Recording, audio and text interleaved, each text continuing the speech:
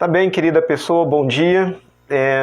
Então a gente começa a conversar, né? Conversar com aquilo que foi chamado de a dor de crescer. E eu quero então tratar com esse título de a oportunidade, quero tratar sobre a oportunidade que o sofrimento traz para o amadurecimento, para o crescimento, para o enriquecimento da pessoa.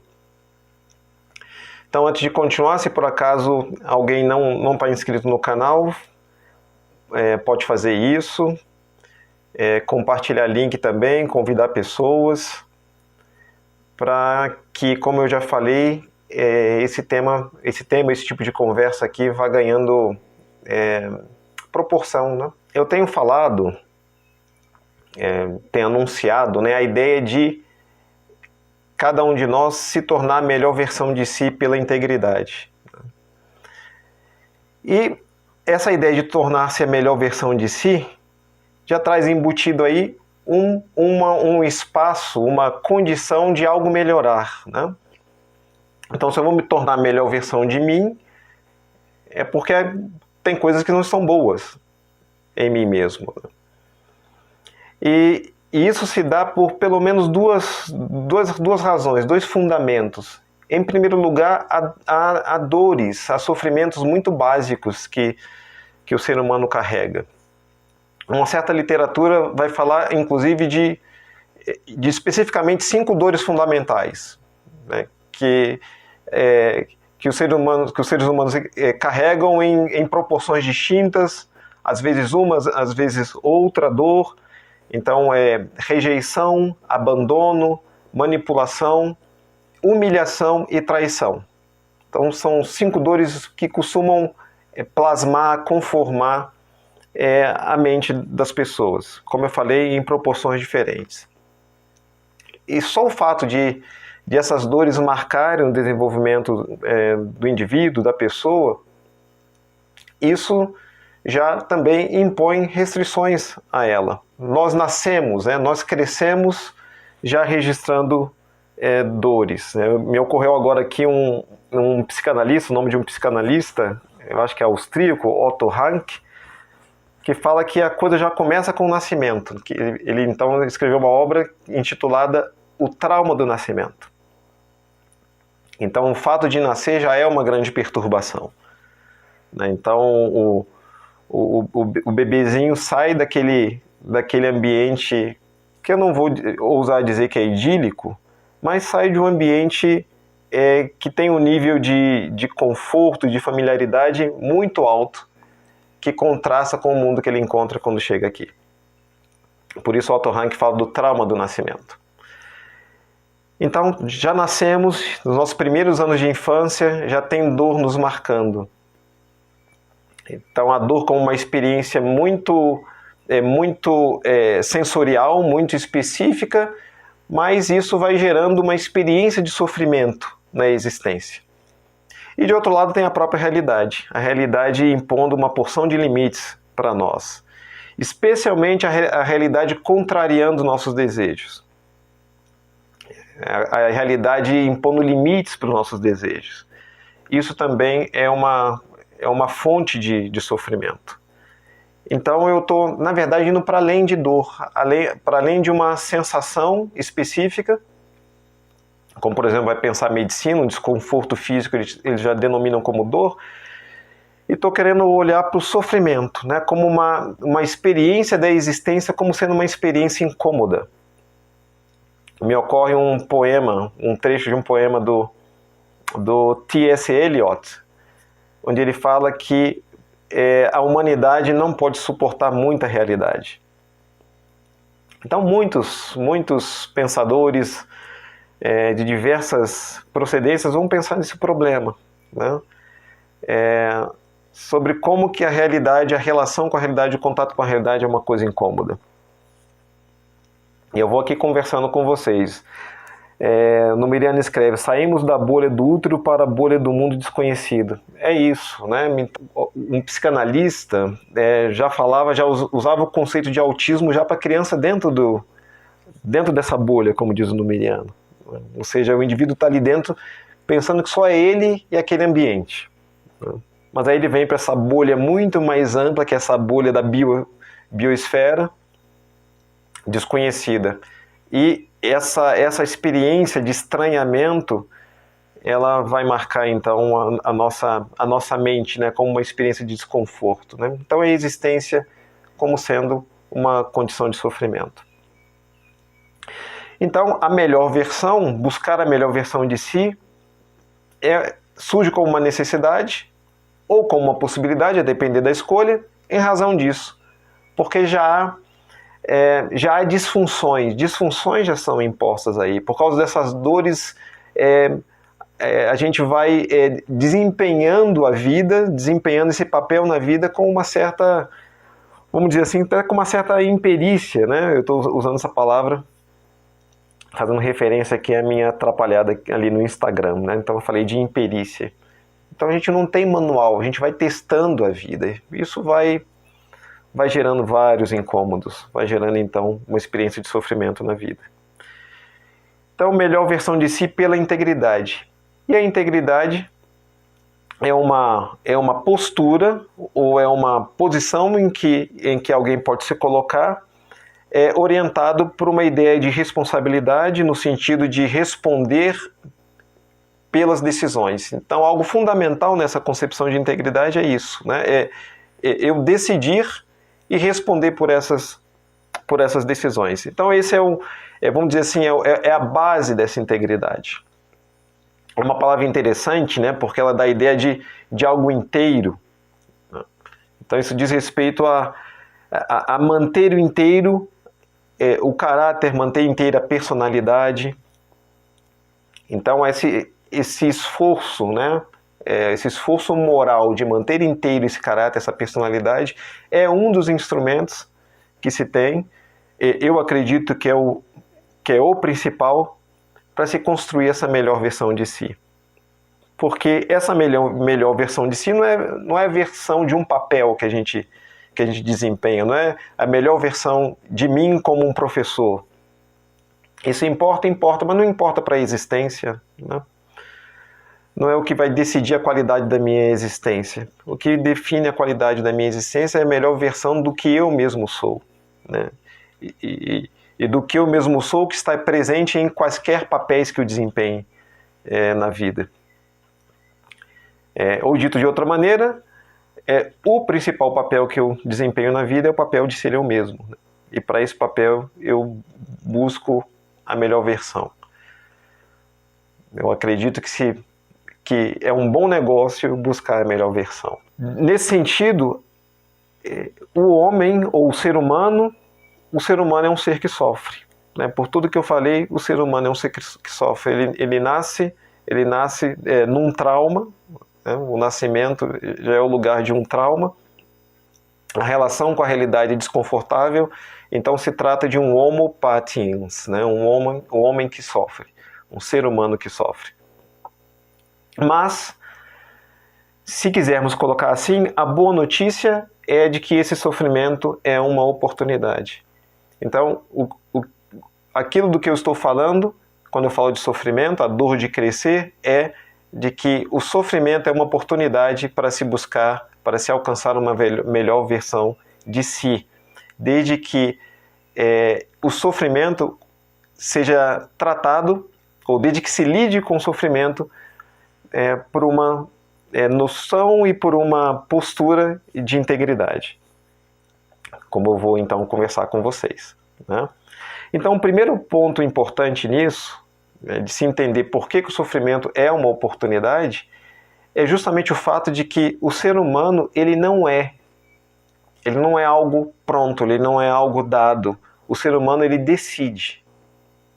Ele decide o que é, ele decide o que vai ser, ele decide o que vai se tornar. E o ser humano ele decide como agir. Então a principal característica do ser humano, e por isso já há muito tempo se fala, por exemplo, de livre-arbítrio, e por isso se fala, como eu acabei de dizer, de responsabilidade, o ser humano decide o que ele é. Então nossa conversa sobre moralidade, que eu sempre me proponho a ter com vocês, né, é importante pensar que se trata né, de uma visão de ser humano que, bem entendido, é um projeto de ser humano.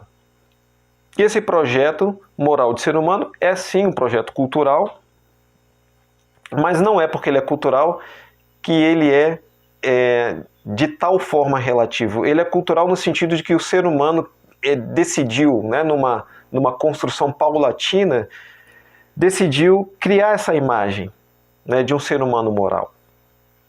E não tirou isso do nada, tirou isso de uma própria experiência de moralidade, no sentido de uma experiência de buscar ajudar o outro, de buscar proteger o outro, de buscar gerar o bem para o outro.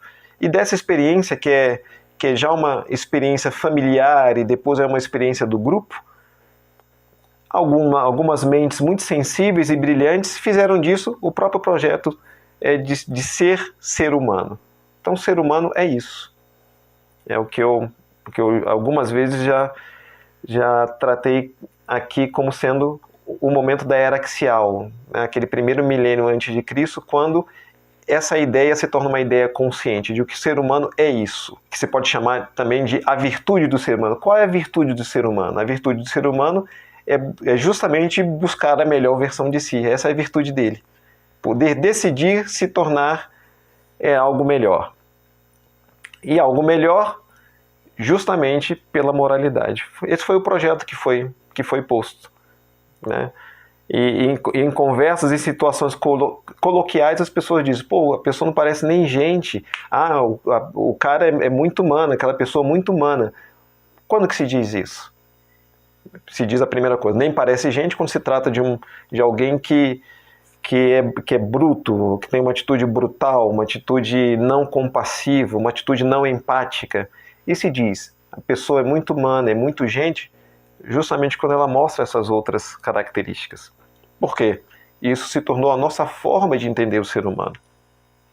Então é um projeto cultural nesse sentido, né, de que ele não está dado, ele é fruto de decisão, é fruto de uma elaboração, mas é uma definição, é um projeto que o mundo abraçou, que a civilização abraçou, né? Então está declarado esse projeto, está dado, está colocado esse projeto, e nós temos vivido e lutado na vida, nós como sociedade humana, em torno desse projeto. Inclusive, lutado para defender esse projeto, né?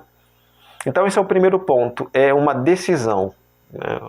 O sofrimento é uma oportunidade para se tornar uma melhor versão de si, porque o ser humano ele decide o que fazer com o sofrimento.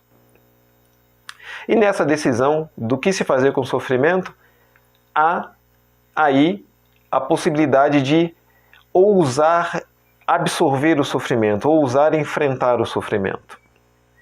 Essa é a decisão possível, né? Ouse sofrer, seria isso, ouse sofrer. Então, se ousa sofrer, se encara o sofrimento, então o sofrimento se torna aí uma oportunidade para crescer, né? E já vou falar como seria isso, como seria ousar sofrer, como é absorver o sofrimento de modo que ele seja uma oportunidade para crescer. Ser humano demasiadamente humano é em si doer-se e fazer doer. Olha que ótimas palavras essa do Numeriano, né? Doer-se e fazer doer. O fazer doer é aquele lado do ser humano em relação ao qual tem um contraposto, uma outra visão do ser humano. Então há um lado do ser humano que é o lado da competitividade, é o lado da agressividade, é o lado do egoísmo. Isso é ser humano também, o fazer doer, né? Mas há este outro lado do ser humano que corresponde a essa noção de moralidade, que é, seguindo aqui as palavras do Numeriano, em si doer-se, condoer-se, condoer-se pelo outro e por isso, numa atitude empática, e por isso ser solidário com o outro. Então esse é o outro lado, é o outro aspecto do ser humano. Repito, insisto, que corresponde à moralidade. E isso é o ser humano.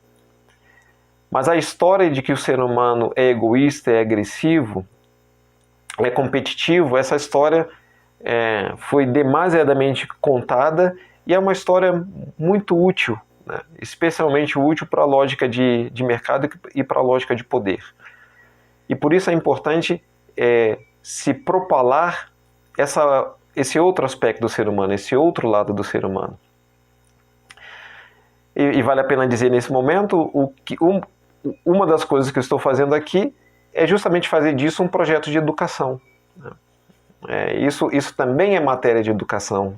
Nós aprendemos o que é isso, aprendemos os detalhes disso e, em certo sentido, aumentar a nossa sensibilidade para isso, né? Tomando ou partindo do ponto de que a gente não está pronto, né? Se o ser humano é um ser que decide, ele não está pronto. Então, há espaço para a construção dessa melhor versão, né? E o que é importante já entender nesse momento, né? Esse é um assunto delicado, né? Falar sobre sofrimento, né? À medida que eu fui lidando com essa preparação, com essa pesquisa, eu até hesitei, né? Mas depois eu lembrei, sim, né? Eu também tenho a minha história de sofrimento, eu também tenho a minha experiência de sofrimento. Certamente todos têm a sua história de sofrimento, todos estão conscientes dela. Então é bom, é importante falar disso. Mas pensar o sofrimento como oportunidade, isso é diferente de algumas coisas, e eu quero exemplificar isso. Isso é diferente, por exemplo, de tomar o sofrimento como uma matéria de exibicionismo. Então não se trata de propalar que sofre. Não se trata de querer se mostrar como uma pessoa que sofre. Então não é essa maneira de usar o sofrimento como uma oportunidade, né? E muito importante também, e eu falo isso porque, né, isso é a atitude de algumas pessoas, né? Elas gostam de mostrar o quanto que sofrem, o quanto que têm problemas, o quanto que a vida é difícil, né? Então isso não tem nada a ver, né, com a exploração do sofrimento, não tem nada a ver com a absorção do sofrimento. Então não é isso, não se trata de exibir o próprio sofrimento. E não se trata também de buscar o sofrimento. As duas coisas são muito importantes. Então, a primeira é um exibicionismo com o sofrimento, a segunda é um masoquismo. Então, a atitude masoquista, ela busca o sofrimento de propósito, ela tem um deleite no sofrimento. Péssima postura, uma postura de mau gosto, uma postura sem sabedoria alguma. É uma postura certamente, de certa forma, enferma também, né? Um ser humano buscar o sofrimento para si, então não é dessa forma que se lida com o sofrimento como uma oportunidade, né? Mas então por que o sofrimento é uma oportunidade? Basicamente, há 3 valores que guiam a nossa existência. Então vamos pensar valor como sendo algo, algum conteúdo, alguma noção, alguma ideia que se escolhe, de novo essa ideia de decisão, que se escolhe para orientar a vida. Então essa é a ideia de valor que eu estou usando aqui. Então há 3 valores básicos, né? Talvez os valores possam ser agrupados nesses 3 tipos. O primeiro valor é um valor que há guiado pelo talento que a pessoa tem. É um valor criador. Então o que é isso, né? Eu tenho algum talento e esse talento, vamos supor que eu tenho um talento para lecionar, para dar aula, né? Esse talento me leva a essa ação e essa ação me leva também a essa eleição, né, de que transmitir conhecimento, de que educação é uma coisa importante, é uma coisa valiosa para mim, isso guia meus esforços, isso guia o uso do meu tempo e etc. Né? Uma outra pessoa pode ter como talento artes, né? Então ela desempenha essas artes e faz disso uma ocupação na vida dela. Uma outra pessoa tem como talento a sua própria coordenação motora. Então ela também dá uma expressão para isso, por meio de esporte, por meio de, também dentro da estética, por meio da dança, e por aí vai. Então é um tipo de valor criador. Ele cria uma forma de viver, baseado no talento. Um outro tipo de valor está baseado na experiência, na vivência. Então é alguém que escolhe uma determinada experiência, uma determinada fruição. E aqui me ocorre pensar, né? O masoquista, por exemplo, ele tem o sofrimento como um valor, né? Mas nós estamos deixando isso de fora, porque isso aí é uma espécie de uma disfunção. Isso não interessa como valor no sentido de que isso não é edificante. Mas o masoquista busca uma experiência. Mas vamos pensar em outras experiências. Alguém que tome como uma experiência importante para a vida dele e invista nisso, viajar, por exemplo. Então viajar é um valor, né? Conhecer outras culturas, conhecer outras paisagens, isso se torna um valor. Então é um valor que é vivido pelo corpo. Por isso é um valor associado à experiência sensorial.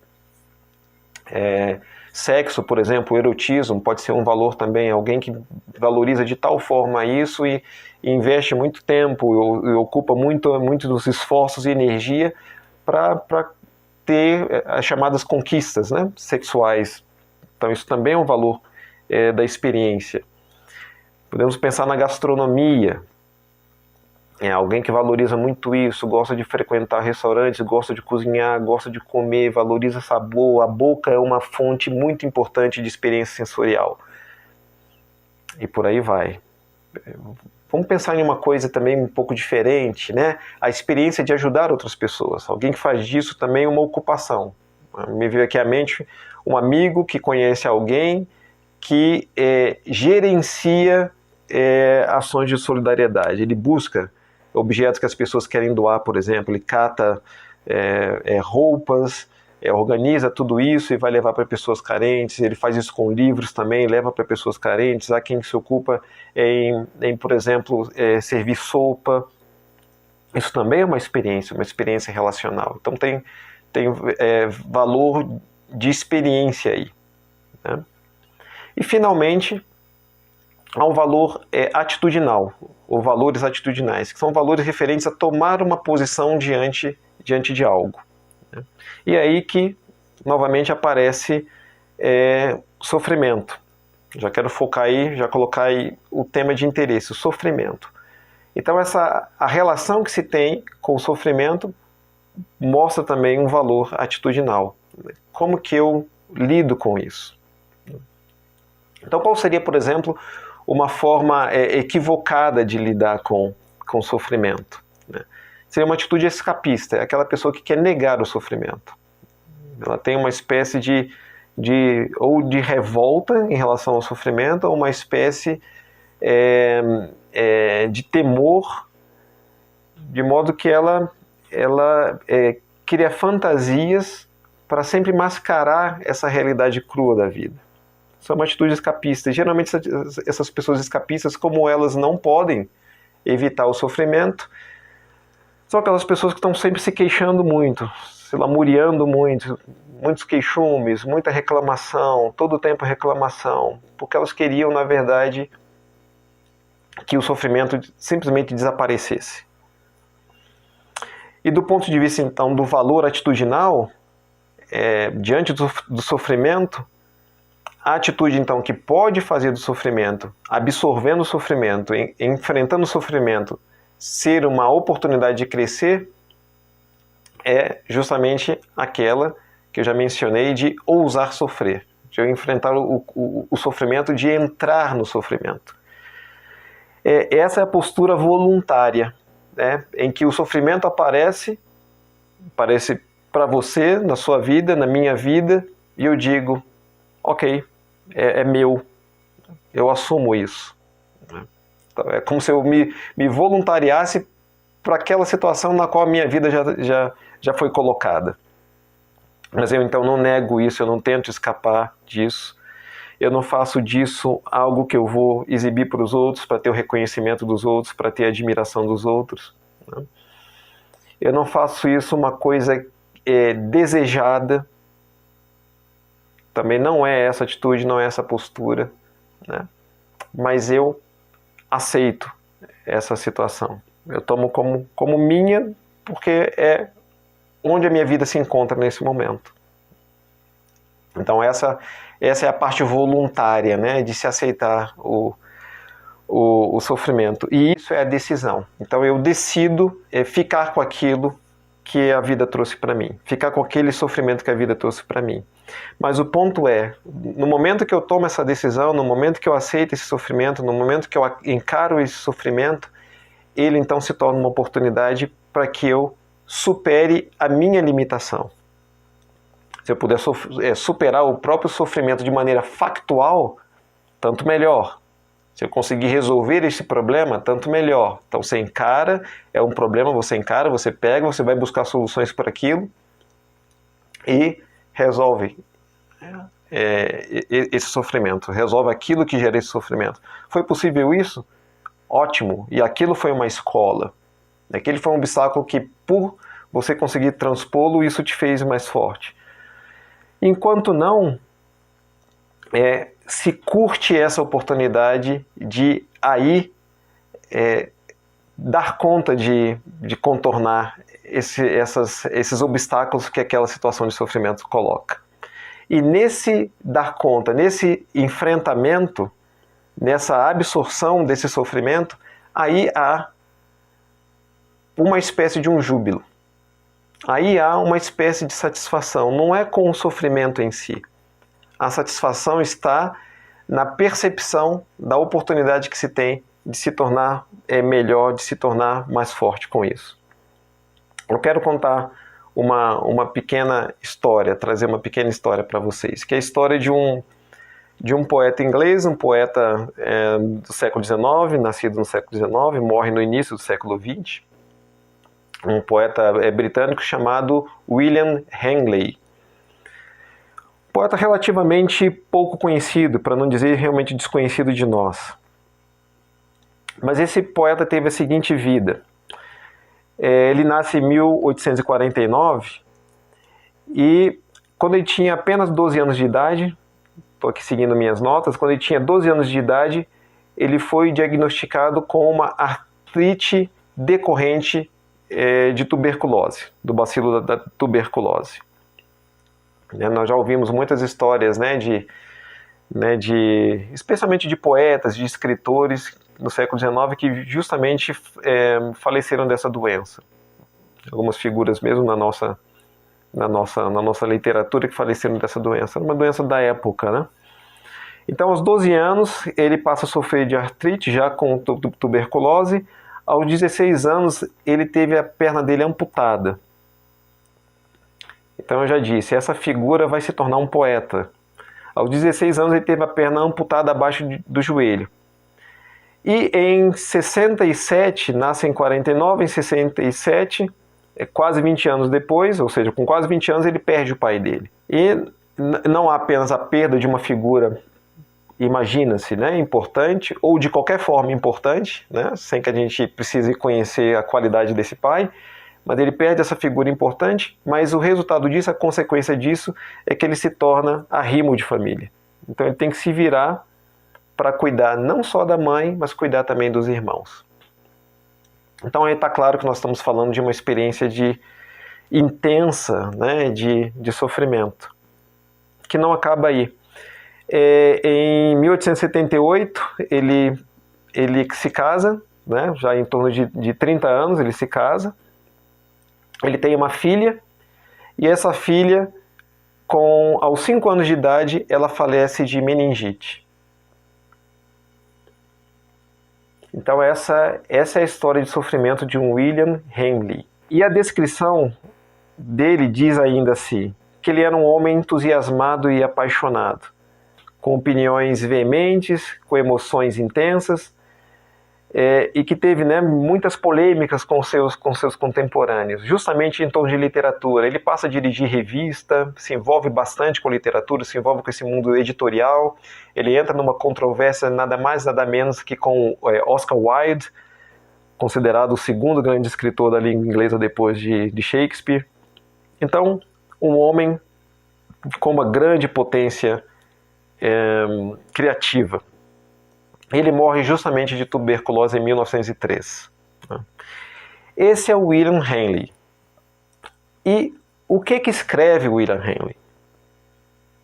Olhem o que esse senhor escreve. Num poema redigido em 1875, pouco antes da morte da filha, mas já com toda essa carga na sua vida. Ele escreve o seguinte poema em 1875. E eu não faço mistério, o nome desse poema se chama Invictus, que alguns devem ter conhecido no filme Invictus, dirigido por Clint Eastwood, tratando de um episódio da vida de Nelson Mandela, de quem esse poema foi conhecido, ou por quem esse poema foi conhecido. Invictus, de William Henley, diz: protegido da noite que me encobre, escura como o vão entre os mastros, eu agradeço a quaisquer deuses que acaso existam por minha alma inconquistável. Nas garras das circunstâncias, não estremeci ou chorei em voz alta. Sob os golpes do acaso, minha cabeça sangra, mas não curvada. Além deste lugar de ira e lágrimas, agiganta-se o horror das sombras, e ainda assim a ameaça dos anos me encontrará sem medo. Não importa quão estreito seja o portão, quão cheio de punições o pergaminho, eu sou o mestre de meu destino, eu sou o capitão da minha alma. É isso que esse poeta, com uma vida de sofrimento, escreve. E esse poema é simplesmente perfeito para indicar o sofrimento como uma oportunidade para se buscar a melhor versão de si. Isso aqui é um exemplo de alguém que encontrou a melhor versão de si. Porque nessa ousadia de sofrer, nessa pati aude, né, nessa ousadia de sofrer, o que ocorre com esse que absorve esse sofrimento é justamente a postura de manter a cabeça erguida. Exatamente como diz Henley aqui, minha cabeça sangra, mas não curvada. Ele também menciona aqui numa passagem uma característica muito importante também desse que sofre, desse que absorve essa oportunidade, que absorve o sofrimento como oportunidade, que é o fato de sofrer em silêncio.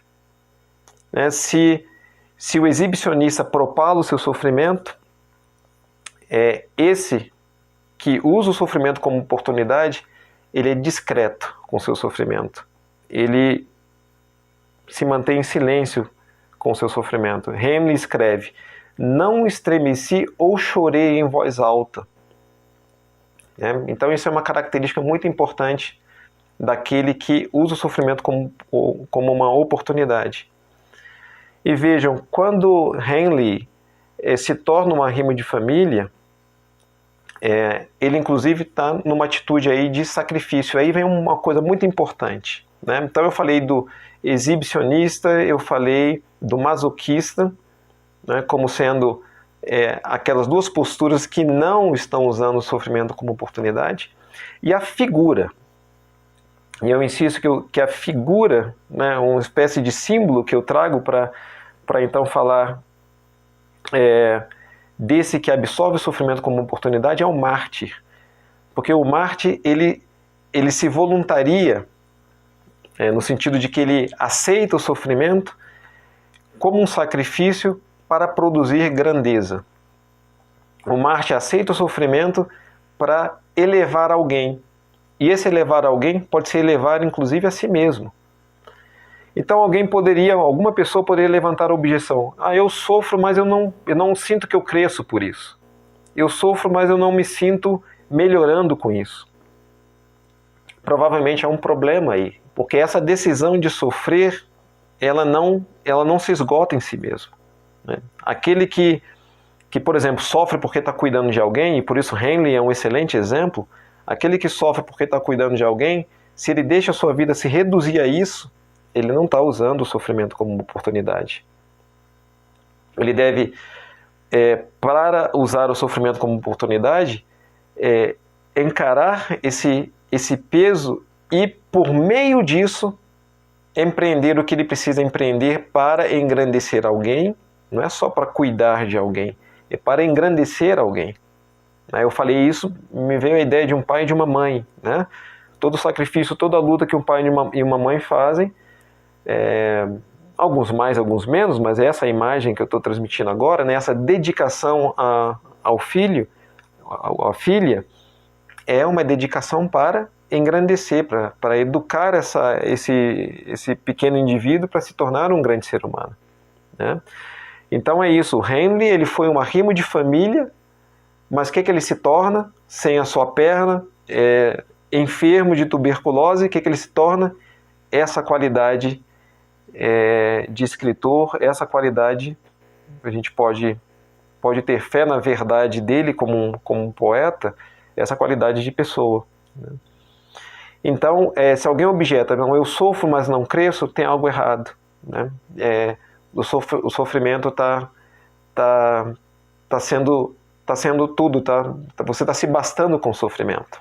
Você não está usando o sofrimento como uma espécie de alavanca, como uma espécie de trampolim, como uma espécie justamente de oportunidade, né? Então, o acerto, né, a postura acertada daquele que absorve o sofrimento é essa, né, a modelo de um mártir, né, como um símbolo de fazer um sacrifício, mas é um sacrifício para engrandecimento de alguém ou até mesmo de si mesmo, né? Não pode ser o sofrimento pelo sofrimento, né? Então, qual seria, nessa busca da melhor versão pela integridade, e a integridade nesse ponto é a ousadia de sofrer, né? Fazer esse ato de aceitar o sofrimento, né? Aí está a integridade, né? A decisão e a responsabilidade diante da própria vida de aceitar esse sofrimento, né? O que se faz para fazer disso uma oportunidade? Quais são os passos concretos para fazer disso uma oportunidade? Então, em primeiro lugar, é justamente essa aceitação, essa escolha, né, de adotar o sofrimento que já está na sua vida, né, de não ser um objeto de lamúria, nem um objeto de deleite, nem um objeto de exibicionismo, né, mas aceitar esse fato. Eu falo isso, eu lembro de Epicteto, né, um filósofo estoico do século III a.C., localizado nisso que eu falo de era axial, né? O Epicteto diz, né, uma das principais ideias ali de Epicteto no seu manual é a de você não tentar controlar o que você não pode controlar. Não tentar controlar a realidade que você não pode controlar. Você pode controlar a atitude que você assume diante da realidade. Isso está no seu controle. Por isso que o valor atitudinal é o principal valor. Porque o valor criador e o valor vivencial, né, o valor que eu assumo porque eu tenho um talento e posso criar algo, né, e o valor que eu assumo pelo meu gosto em uma determinada experiência, esses dois valores dependem do mundo. Para eu criar algo, para eu realizar algo, eu dependo do mundo. Para eu fazer essa live, transmitir esse conteúdo aqui para vocês, eu dependo desse canal, eu dependo da presença, da atenção de vocês, né? Para eu ter uma experiência que é um valor para mim, que é uma coisa importante, eu exemplifiquei a pessoa que gosta, por exemplo, de viajar, ela depende de uma porção de circunstâncias que a permitam viajar. Mas o valor atitudinal não, ele depende da minha decisão diante da vida ou da minha decisão diante do sofrimento. É disso que Epicteto fala, então, né? Isso está no seu controle. E a sua serenidade, o seu progresso moral vai ser atingido, vai ocorrer à medida que você compreender o funcionamento da realidade e se adequar a isso.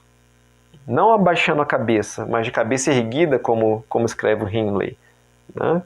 Mas aceitar isso porque é algo que não vai mudar. Então você vai jogar com isso, você vai aderir a isso e descobrir ali os meandros, ver como você lida, como que você maneja essa realidade de sofrimento, que na vida de cada um de nós tem a sua expressão. Eu lembro do Tao Te Ching, ou Xing, né, que fala disso, de ser como a água, que vai descendo a encosta e contornando as pedras, contornando o relevo, se adequando ao relevo, e a água vai avançando ali, né? Então esse é o manejo, né, que a gente consegue fazer quando a gente compreende o que é a realidade. E a realidade da existência é sofrimento. Então a gente precisa de um conhecimento, de uma tecnologia para lidar com o conhecimento. E tecnologia aqui é uma atitude consciente e sábia para eu tanto escolher meus sentimentos quanto eu adequar a minha conduta, as minhas condutas. Isso é uma tecnologia já, não é? Então, esse é o primeiro passo. Se voluntariar. Está aí o sofrimento? Então, ok, ele é meu, né? Vou usá-lo agora como uma oportunidade. Então, essa é a primeira. A segunda atitude, silêncio. Sofrer com discrição. Você tem lá um amigo, uma amiga querida, compartilha isso com uma pessoa de confiança, compartilhe isso com... Basta, para por aí. No mais, cabeça erguida. No mais, caminhar, seguir em frente com cabeça erguida, corpo reto e em frente. Então essa segunda atitude, o silêncio. E a terceira atitude, eu diria que também surpreendente, mas é a atitude de júbilo. Não é necessariamente de uma espécie de euforia ou de uma excitação. Júbilo é uma postura interna de um contentamento pela oportunidade de crescer, pela oportunidade de amadurecer, pela oportunidade de se enriquecer. E para isso eu trago aqui uma citação de Rilke, um poeta que escreve na língua alemã, que disse o seguinte: aquele que num momento qualquer não aceitar, numa decisão definitiva, todo o horror que a vida encerra, aquele que não o aceitar jubilosamente, não disporá das forças incomparáveis da nossa existência. Ficará à margem e no dia da decisão final não terá pertencido nem ao reino dos vivos, nem ao reino dos mortos. Rainer Maria Rilke. Então, aceitar jubilosamente para que esse júbilo, para que essa satisfação abra as forças incomparáveis da existência para se lidar com esse sofrimento, para que ocorra então a superação. Então, júbilo é a terceira postura, é o terceiro passo necessário então para aquele que quer alcançar a melhor versão de si pela integridade diante do sofrimento. E a última dica que eu vou dar, quer dizer, a última não, né? Para eu encerrar aqui minha exposição, a dica que eu vou passar para vocês é, para quem gostar disso, ouçam a música The Show Must Go On, da banda inglesa Queen. Né? Quando eu preparava esse conteúdo, eu pensava, é exatamente disso que se trata, né? Essa música é cantada, né, pelo Freddie Mercury, o vocalista da banda. Foi gravada por ele poucos meses antes de ele morrer, em decorrência de AIDS, né? Então aquele homem estava lá já definhando, isso é literal mesmo, essa era a condição dele. Os amigos de banda nem acreditavam que ele fosse conseguir gravar a música, cantar naquelas notas tão altas.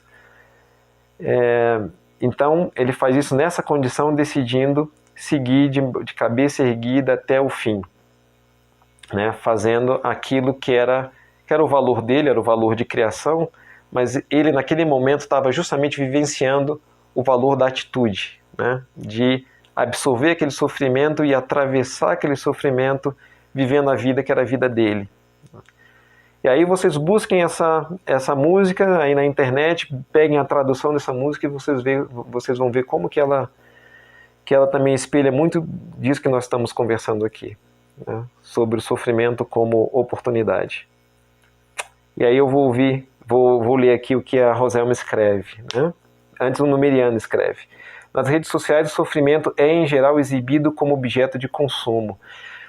É legal esse comentário, Numeriano, por duas coisas. Primeiro, isso exatamente que você escreve, né? A exibição do sofrimento, é péssimo isso, né? Péssimo dentro dessa nossa concepção aqui, né? Não é a postura daquele que está crescendo com o sofrimento, ele nunca faz isso, nunca usa o sofrimento como objeto de exibicionismo, e as redes sociais são uma grande vitrine para isso, né? Mas da mesma forma não, de outro lado, as redes sociais também são um espaço para vender a felicidade, né? É como se fosse para dizer assim, bem, sofrimento não existe, é como se as redes sociais também funcionassem como um canal de escapismo, né? Que é aquela negação do sofrimento. Então tem essas duas coisas aí, Numeriano, um bom comentário esse. Tem a exibição do sofrimento e tem também a negação do sofrimento, né? E a Roselma escreve: isso de se engrandecer com o sofrimento é um sinal de fraqueza, não fraqueza da psique, não? Eu não sei se entendo bem, Roselma. Eu tô transmitindo a ideia de que sim, talvez seja uma questão de interpretação minha, né, do que você está escrevendo, né? Então a pessoa que ela quer o reconhecimento porque sofre, né, ela quer se promover pelo sofrimento, sim, aí a gente pode falar, isso é um sinal de fraqueza. Se é isso que você quer dizer, é um sinal de fraqueza, né? Por quê? A pessoa que está exibindo o sofrimento dela, ela está querendo, na verdade, cativar as pessoas, né? Ela quer produzir, na verdade, uma imagem de uma pessoa coitada. Isso é um truque, sim, da psique, como você diz, Roselma, né? Ela quer atrair, né, pela exposição da fraqueza. Isso é uma técnica legítima numa criança, por exemplo. Isso é uma técnica legítima num incapaz, né? A criança ela lança a mão disso, né? Ela tem condição de promover comoção para que ela garanta o cuidado e a proteção. Aí está tudo bem, né? Mas no adulto isso não cabe mais, né? No adulto isso não cabe mais. Então isso é uma espécie de apelação, né? Então é uma fraqueza da psique mesmo, Roselma. Deixa eu ver aqui no Instagram, a querida Edivânia Raquel está aqui. Legal te ver de novo, ter você de novo aqui. Que linda sua live. Que poesia incrível, é isso mesmo, a do Hindley, né? Legal, Edivânia. Saí do fundo do poço há um ano, fiz esse manejo e mudei minha história para ser feliz. É ótima essa imagem do fundo do poço, né? Então, inclusive uma poesia que eu não separei para vocês, mas que fala disso, né? Olhar para si do fundo do poço, isso é olhar para o próprio sofrimento. E quando você olha para esse fundo do poço, olha para si, lá no fundo do poço, o reflexo que você vê é o seu próprio reflexo, né? No sentido de que se encontra ali, né? De que você vai tirar de você mesmo a sua potência. E a Roselma escreve ainda: Mandela usava muito a expressão ser o capitão do seu destino, da sua vida e com integridade. Conforme o filme, Roselma, eu não encontrei isso, eu não fiz a leitura completa da biografia do Nelson Mandela, mas conforme o filme de Clint Eastwood, Invictus, o título do filme Invictus vem do poema que o Mandela apresenta como sendo um poema que o acompanhou nos 27 anos de prisão. Mandela é um outro personagem que pode servir de exemplo para nós. Eu pensei durante a minha preparação para essa conversa no Mandela. Mandela fica 27 anos na prisão, passa por 3 prisões e sai de lá falando, né, de união do país, de união com o dominador, né, de fazer um concerto, de fazer um acordo, de sentar na mesa, de negociar. Isso é simplesmente sensacional, queridos, né? Depois daquilo, sentar e negociar. Um dia eu vou trazer para vocês cartas que eu conheci de escravos norte-americanos, escravos que se libertaram, que alcançaram a liberdade. Como é impressionante ver esses escravos escrevendo para os ex-senhores dele. Que nobreza de espírito. E eu pensava, É claro que o sofrimento daquele escravo construiu essa pessoa que está escrevendo essa carta aqui também, né? Um dia eu vou trazer isso para vocês. Então Mandela é o mesmo caso, Roselma, e ele leu Hindley, Roselma, né? Tudo indica que ele leu Hindley, né? E por isso ele fala disso, né? No adulto não, escreve aqui a Edvânia, no adulto não pode haver a fragilidade e a infantilidade. É isso mesmo. O que se espera do adulto é a maturidade. E o sofrimento é um caminho para a maturidade. A literatura, né, a visão da qual eu parto, ela fala exatamente disso. O sofrimento é o caminho para a maturidade. O sofrimento é o caminho para o crescimento, para o enriquecimento. E esse é o lugar onde tem que chegar o adulto, né? Eu tive notícia de uma pesquisa empírica feita, se eu não me engano, nos Estados Unidos, né, justamente sobre esses valores que eu mencionei, esses 3 valores, o valor criador, o valor vivencial e o valor atitudinal. E a pesquisa empírica identificou que o valor atitudinal tende a aparecer mais em pessoas em torno de 50 anos. Ou seja, esse valor da pessoa, indicando a pessoa que toma a decisão de encarar o sofrimento e fazer o sofrimento uma oportunidade para crescer, ele predomina nas pessoas que estão mais nessa época de vida. Isso a pesquisa empírica mostrou, né? Ou seja, mostrando como que esse adulto amadurecido, pelo menos no tocante ao valor atitudinal, como que esse adulto ele leva tempo, né, para ir sendo forjado, né? É uma arte complexa, né? Mas como diz o Epicteto, disso depende a real felicidade, a real serenidade, a real tranquilidade. Em outras palavras, a felicidade é o efeito dessa maturidade por meio do sofrimento, é o efeito. Então aquele que quiser ter a felicidade como a meta, como objeto, como foco, é uma busca complicada. É uma busca complicada. Eu diria que não é isso que os grandes sábios vão ensinar, né? Não é isso. O ensino dos grandes sábios é isso, né? Pega o que é teu e é da sua existência o sofrimento e atravesse isso de cabeça erguida. O resultado disso, também diria Epicteto, quando você controlar, né, as suas decisões diante disso, o resultado disso será a felicidade.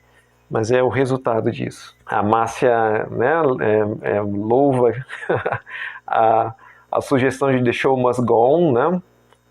Bela referência, não é, Márcia? Então é isso mesmo, eu enfatizo. Ouçam essa música. Essa é uma música que serve para a vida. Eu vou até me conter, eu teria coisas para comentar sobre a música. Vamos ver aqui a Roselma. Vou ver essa live, Rony. Vou rever essa live, Rony. Muito bom. Obrigado por essa partilha tão rica e útil. A música que eu lembro é My Way, do Frank Sinatra, né, Roselma?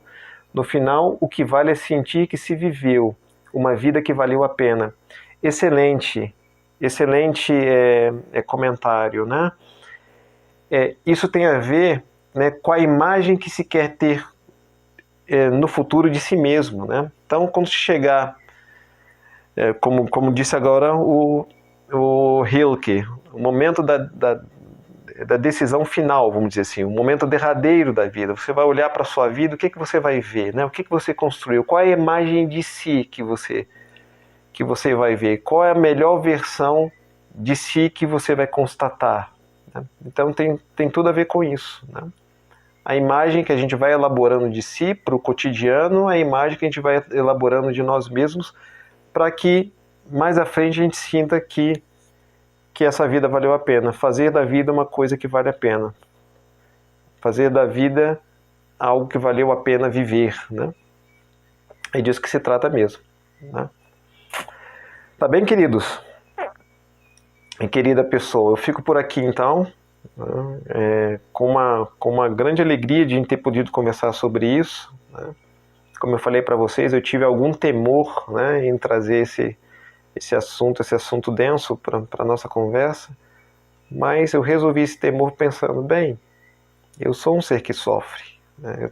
Eu sou um ser humano que sofre, e eu também sou um ser humano que ousa sofrer, né? Então legal, vamos falar disso, né?